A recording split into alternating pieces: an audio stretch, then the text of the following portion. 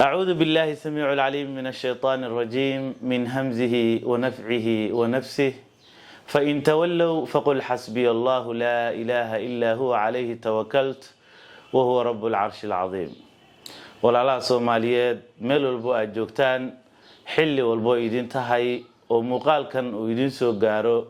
xasilooni iyo caafimaad ku daawada wassalaamu calaykum waraxmatullaahi wabarakaatuh waxaa jira su'aalo aad la soo weydiinayo maxaa ku dhacay Cabdiqaadir Koronto safarkaagii maxaa wali magaalada Muqdisho ugu sugan tahay xaaladii aabe maxaa kaaga qabsoomay runtii arinta aabe waxaa jira walaalo Soomaaliyeed oo talada qayb ku leh aniga kaligay malihi maanta aabba waxa uu dhalay gabdho badan oo daafaha caalamka joogo aniga maanta waxaan leeyahay hooyooyin fara badan qeyr Allah siiyo runtii aniga safarkeygii iyo qorshaheygii iyo balaankeygi wali waa iska sidiisii uu ii diyaarsan yahay wax walba dokumentiyadii oo dhan gacanta aan ku hayaa hasa ahaatee aabba maadaama uu dhulyaal ahaa waxaan muddada bisha ah ka shaqeynayay bal sidii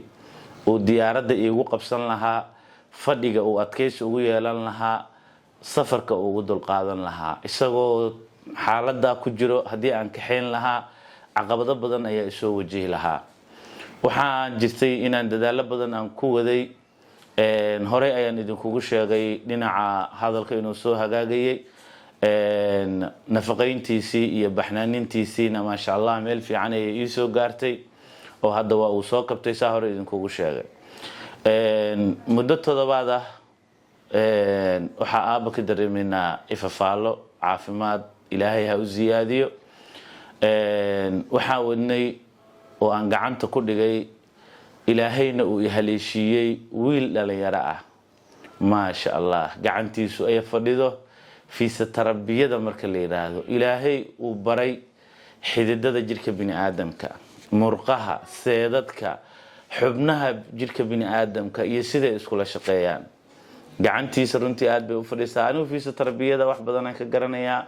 goobo fara badan hore waa aan ugu soo arkay fiisa tarbiyada laakiin sida gacantiisa ay u fadhiso ayaan muxuu ahaa ii sheeg waxaan fursad u siiyay inuu muxuu ahaa ii sheeg igala qayb qaato rumaynta riyadeedii ku aadanayd bal sidii aabe uu fadhiga uga soo kici lahaa waan ku bilownay aniga isaga waan dadaalaynay wiilkaana haddii Allah awoodale uu qadaro aqoontiisa heerka fiisa tarbiyada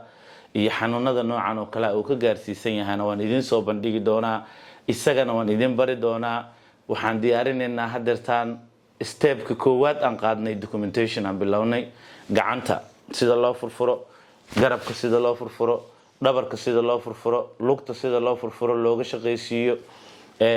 gacanta iyo lugta ayaa focuska ugu xoogan aan bilowga hore saarnay haddana dhabarka iyo qoortaan ku xijinay dhabarka ayaa ugu dambeeya steps ugu dambeeya ah oo aan xoog saari doono insha Allah biidhnilaahi alkariim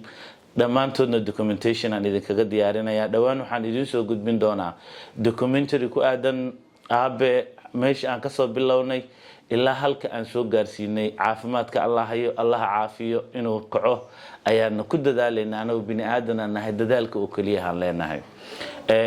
waxaan jeclaystay walaalaha Soomaaliyeed inaan bal maadaama ay jiraan aabayaal fara badan iyo hooyooyin badan iyo dad badan oo Soomaaliyeed oo la daala dhacayo xanuunkan stroke inaan bal horta maadaama anigu nin wariye aan ahay inaan bulshada Soomaaliyeed uga faa'iideeyo qaabka stroke loo la tacaalo qaabka lugta iyo gacanta qofka marka uu dhaco loo baxnaanin karo qaabka muxuu ay cunooyinka la siin karo fiisa tarbiyada qofka stroke uu ku dhacay qaabka loogu sameyn karo waxaas oo dhan ayagu cashira ayaan idin diyaarinayaa waxaan rabaa channelkan Koronto Studio in uu san noqon kaliya meel aabe xaaladiisa aan uga sheekeeyo balse uu noqdo meel bulshada Soomaaliyeed aan bal kaalinteyda kaga aadan maadaama ay jiraan dad badan oo la daala dhacayo muuqaalkii ugu dambeeyay ee aan soo dhigana bulshada Soomaaliyeed aad bay aniga aabba inoogu soo duceeyeen ducadiinana Allah inoo aqbalo idinkana qof walba idinka xanuunsan Allah idin caafiyo waxa jira commentiyada dad badan ila wadaagayeen oo ku aadan in waalidkood uu xanuunsanayo in waalidkood hore uu soo xanuunsaday waxaan rabaa bal inaan bulshadii jaheyno wacyigelino barno tababarno wiil Soomaaliyeed oo aabihiis baxnaaninayo oo waxaa jira xog fiican aan ka haysan qaabka uu keergareyn lahaa qaabkii muxuu ahaa ishag hadii keligii uu yahay uu ula tacaali lahaa oo bukaanka uu daryeel uu siin lahaa waxa ugu xoogan walaalayaal haddaba aan idinkaga sii hordhaco ee qof xanuunsan lagu daweyn karo qaasatan waalid haduu yahay jacayl ayaa lagu daweyn karaa aniga aabba waxyaabaha ugu xoogan ee hadda aan ugu sameeyay recovery-ga fiican iyo moral support-ka ugu sameeyay waa jacayl qofku waa in la sheekaysto qofku waa in la madadaaliyo qofku waa inaan la dareensiinin inuu xanuunsanayo qofku waa inaanan micnaha la dareensiinin xanuunka iyo xaaladda uu ku jiro iyo mar walba hadad xanuunka ka sheekayso qofkii murugu sii dareemaya kurbo oo dhan ha dareensiinin mar walba dhoola caday faraxsanaaw adkaarta quraanka madadaali shalay 2 sano markii uu jiray aad jirtay adiga sidii lagu soo ciyaarsiiyay oo lagu soo dheelsiiyay lagu soo koolkooliyay ayaa maanta la rabaa inaa cuntadana u siiso muxuu ahaa ishag u daryeesho u keer gareyso u xanaaneyso qofka xanuunsan ee waayeelka ah caruur wax ma dhaamo caruurta maxaa lagu koriyaa jacayl qofka waayeelka ah ee weyn oo da'da ah ee xanuunsanayana waxa lagu soo celin karaa waa jacayl marka taana oo idinku beerinaya walaalayaal anigu dadaal baan wadaa waxaan ku dadaalayaa hadii Allah awood leh uu qadaro dhawaan cashirada inaan idin bilaabo waxaan kaloo idin bilaabi doonaa wacyigelin bulshadu aad bay waxay ugu baahan tahay in la wacyigeliyo oo la jiheeyo oo la baraarujiyo taana qaybteeda iyo kaalinteeda iyaga aadan ayaan qaadan doonaa hadii Allah awood leh uu qadaro walaalayaal anigu ugu horeen waxaan ugu tala galay aabo inaan bal horta ugu horeen aan u sameeyo daryeel qaybihii ugu horeeyay aan ku guuleystay mar alaala markii garabka iyo lugta iyo muxuu ahaa gacanta iyo dhabarka iyo madaxa qaybta qoorta xididada ay furfurmaan oo ay shaqo bilaabaan ayaan ku dhiiran karaa inaan bal goob caafimaad oo dibadeed aan geeyo waayo qofkii oo zero ah marka aad meel geyso iyo qofkii oo xoogaa soo roonaaday oo soo kabanaya marka aad meel geyso way kala qurux badan yihiin marka waa lagu daryeeli karaa waa lagu dhameystiri karaa Soomaali soo ma dhahda ninkii quraaxaystay qada ugu dartaa caafimaadka marka aad bilowga hore adiga aad qofkii soo daryeesho aad xoogaa soo celiso soo kobciso qofka u geysid wuu ka qaabili karaa dhameystirkii waa lagu dhameystiri karaa aniguna ujeedka aan leeyahay waa in aaba aan xoogaa waxa suurtagal ah ilaa xagiisa waxba kama aha in ana xamar joogo oo aaba oo lugiis igu socdo ilaa xagiisa waxba kama aha ilaahna waan ka rajeynayaa subxaanahu wa ta'ala in riyada uu ii rumeeyo waan jiheysanahay jadwalkayga iyo qorshahayga ilaahay ha ila garab galo wuu ii diyaarsan yahay qorshayaasheedii iyo howlahaygana way isku aadan yihiin waxa suurtagal ah safarkaygu wuxuu ku jiheysnaa India markii hore laakiin hadda inaan u ruqaansado wadan kale inaan u ruqaansado waa suurtagal Indiyada naftirkeeda inaan ku dhiirado waa suurtagal muxuu ahaa ishaq hadii Allah awood leh uu qadaro waad la socon doontaan waan idin la socodsiin doonaa aabe waxaan rabaa insha Allah biidhnillaahi alkariim inaan murug kaliya idin la wadaaga maaha wixii hadda ka dambeeyo aniga farxadan idin la wadaagi doonaa xilliyada hadda muuqaalada barnaamijyada aabo aan ka sameynayna focuska aniga ma saareynin dhinaca dhaqaalaha ee focuska waxaan saarayay ducadiina waxaan saarayay focuska sidii muxuu ahaa ishaq aabe oo u dawoobi lahaa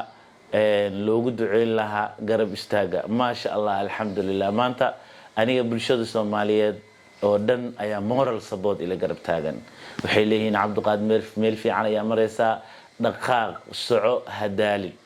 waxaan rabaa muuqaalkii ugu dambeeyay oo aaba aan si socodsiinayay runtii muuqaalka waa uu dhaqaaqay wada dhiirigeliseen saa ii dhiirigeliya walaalayaal YouTube-ka naftirkiisa waxaan u baahanahay inaan aniga barnaamijyo badan idinku soo baahiyo inaad daawataan oo aad views-kiisa soo kicisaan aniga waxay iga caawinaysaa inaanan idin dhihin walaalayaal hal ii sameeyo sida oo dhinacii YouTube-ka ayaa waxaan ka sameyn karaa wax aabo aan kab uga dhigtan ka sameyn karaa taana hade muxuu ahaa ii sheeg walaalaha Soomaaliyeed waan aaminsanahay inaad ii sameynaysaan muuqaalkii ugu dambeeyay commentiyo badan aa jiray dhakhtar kamid ah dhaqaatiirta Soomaaliyeed wuxuu nagu dhiirigeliyay inaan aaba fisioterabiyada u sameyno ditore aaba fisioterabiyada waan u sameynay waan wadnaa waan dadaalinaa waxaa jira walaalo kale oo Soomaaliyeed oo ayagana dhahayo koronto garabkaaga dhinacan maadaama aaba aad ka jirto aaba yuusan ka dhicin alxamdulillah walaalayaal anigu hadda well trained ahay ilaah baa garabkayga taagan murqahayga iyo jirkayga iyo dhismahaygana maasha Allah muddadii hadda aaba intaan u imaaninba aniga waxaan ka shaqeynayay saan isku dhisi lahaa aan u noqon lahaa qof xoog badan idima soo baahin karo muuqaalada iyo barnaamijyada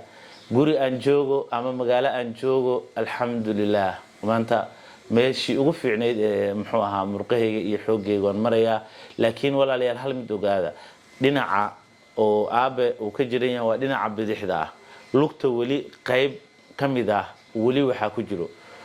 macnaa ilaa ay lugta iska furto oo xanuunka ugu daayay sinta ayaa ugu badan meesha xanuunka ka soo bilowday waa dhinaca sinta oo idin la soo wadaagi doonaa documentary jira aan ka diyaarinayo waa idin la soo wadaagi doonaa dhinaca marka ilaa uu ka soo furmo hadii qofkii dhinac kale laga soo maro oo gacantii ay xanuunsanayd ma ogolaanayo in dhinacaas laga soo maro ma ogolaanayo aniga alxamdulillah xoogaygu ugu xoogan waxaan saaray sidii aan u ilaalin lahaa anigu ma socdo intuu asaga socdo waan taaganahay markii oo ii sheeg aan ogaado in uu meel fiican marayo oo lugihiisa dhulka u yaalaan ayaan aniguna talaab kala sii qaadaa waan ka taxadirayaa ilaahayna ha ila ilaaliyo ilaahayna ha ila garab galo ilaahayna ha ila dooro garab la'aan hadda anigu ima hayso walaalihii ila dhashay iyo wixii ay dhaleen ayaa hadda maanta muqdisho joogo garabkayga waa ay joogaan waa ay caawinayaan waana wada dadaaleena hadii Allah awoodale uu qadaro dhinacaasna ka yara baqina anu dadaal iima yara insha Allah biidhnillaahi alkariim walaalaha Soomaaliyeed waxa jira wali dad muxuu ahaa isha commentiyo iska soo qorqorayo qofkii aabaha Soomaaliyeed oo xanuunsan iyo xaaladda uu ku jiro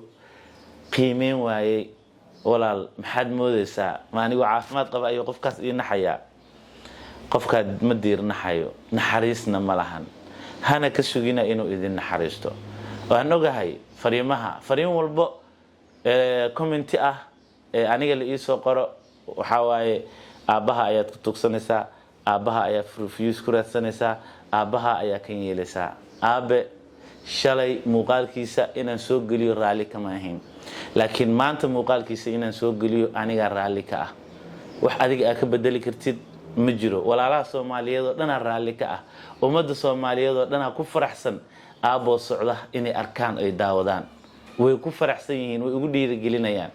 bulshada Soomaaliyeed ay dhihi lahaa walaal jooji waxa wado hadii wax xun hada aniga ka shaqeynaayo bulshada Soomaaliyeed jooji dhihi lahayd marka waa isdaalinaysaan aniga waan idin blogareyn karaa commentiyadiina waa tirtiri karaa laakiin labada aad soo qoreysaan ayaa rabaa bulshada Soomaaliyeed inay arkaan arintan waxa ka qaban kartaan wixii aad sameyn kartaan waa sameyseen wixii aad dadaal sameyn kartaan waa sameyseen laakiin awoodda Ilaahay ma la tartami kartaan wax Ilaahay uu wato oo si uu wato ma la tartami kartaan لا والله inaad waxba ka bedeli karin intaasna waxaan ugu talagalay dadka commentiyada soo qorayo ee naxariis darada ah ee muxuu ah ii sheeg aanan aabaha Soomaaliyeed ee xanuunsanaya xitaa aan damqasho yar ku jirin ee aniga u muuqdo aniga waan idin imanaya waan idin soo laabanaya anoo caafimaad qabo aabahay soo daaweystay marka wixii ay haysaan marka wixii ay dhaliili kartaan i dhaliila laakiin hadda challenge walaalayaal diyaar ma yahay mana gali karo awoodana uma hayo qofkii aabahay igu caawin karo qofkii tale siin karo qofkii muxuu ah ii sheeg idii kara aaba Allah ku caafiyo qofkii idii gelin karo qofkaas aniga qofkeyga ah qofkaas qof Soomaaliyeed ah qofkaas aan abaal u haya inta walaalaha Soomaaliyeed maanta garabkeyga taagan walaalayaal guuleysta nolosha idin muxumayso walaalayaal documentiyaan diyaarinaya markan aaba ku guuleysta arintiisi oo ifafaalo guul ay muuqato ayaan documentigaasna idin soo bandhigi doonaa wiilkan walaalkay ah ee fisioterabiyada gacantiisa Ilaahay uu barakeeyay ee aqoonta iyo hibada xirfadda uu Ilaahay u siiyana bulshada Soomaaliyeed waxaan rabaa inaan uga faa'iideeyo waxaan rabaa aabayaal iyo dad badan oo xanuunsan inay ka faa'iideystaan inaan fiisa inta u soo jarna aan dhahno orod qof hebel fiisahaas fisioterabiyadaas u soo sameey magaalo hebel joogo qof hebel soo caawi inaa iraado ayaan ku rajo weynahay in aabahay kaliya uu san ku ekaan oo dad kalena uu caawiyo ayaan ka shaqeynayaa biidhnillaahi alkariim gacantana waan idinku hayaa wiilka dhalinyarada ah guuleystaan idin leeyahay walaalayaal wixii akhbaar ee soo kordha taladu waa isku leenahay commentiga igu reeba dhiirigeliya walaalayaal Allah idin dooro Allah idin sharfo Allah idin karaameeyo walaalaha Soomaaliyeed ee arintan qaybta weyn ku lahaana waxaan idin leeyahay walaalayaal muraadkiina Allah saalo aniga focuskeyga lacag ma ahan focuskeyga lacag Ilaah baa keenayo ya lacag wixii ah sayu'tina Allah min fadli إنا إلى ربنا راغبون هذا العك في عن أو أبو إلى ودن يجين كرتو هل بالحتاب هاتي يقصوا هين كرتو ما أنت الحمد لله أبون وهيا وأكيدي ميل بيقطع روح عن سيدا أبضنين أيوم باكد من أنت عن إله بكيني تانا وحوين معها فوكس كيغانا معها أنا دعاء وني قصوا كلمة أنا وان سعودي وان دقاقي إلهين قرب كيغا والسلام عليكم ورحمة الله وبركاته